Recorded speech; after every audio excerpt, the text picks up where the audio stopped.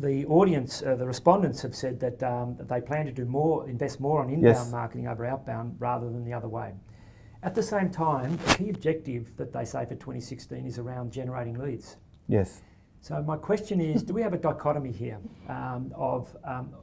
if we agree that inbound is probably a mid to longer term play to generate leads as opposed to other more traditional activities, do we really think that marketers, whilst they say hand on heart at the moment that they're going to do more inbound, that they're actually going to do it?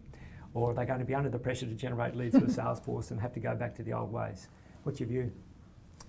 They need to be confident in their business process and technology and people environment so they can credibly double down on inbound and make that long-term commitment. Yeah. Invest in the content assets that they need to stimulate interest in their environment and then have your systems and processes and people in place, as I say, to track, measure and drive the marketing influence over revenue that you need to earn your seat at the top table in a B2B organisation. Yeah. So yes, it is a challenge.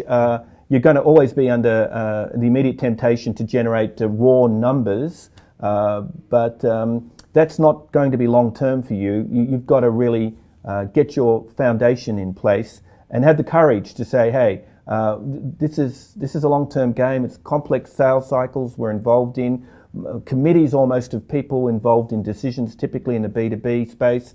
You've got to invest. You've got to focus on inbound, and you've got to make those commitments, yes. Both financial and resources and people, and have the courage to play the long game. Yeah, and educate the other stakeholders. Yes, of course. Yeah. And get small wins along the way, of course. That always helps. Yes, I was going to say, though, from a B2B environment perspective, my view is we're already well on the road to that outcome, right? So there's already a lot of work being done around maturing the concept personas and extending that into really detailed segmentation. But also, we've also started to look at mapping in more detail the customer journey and learning about customers as they move through.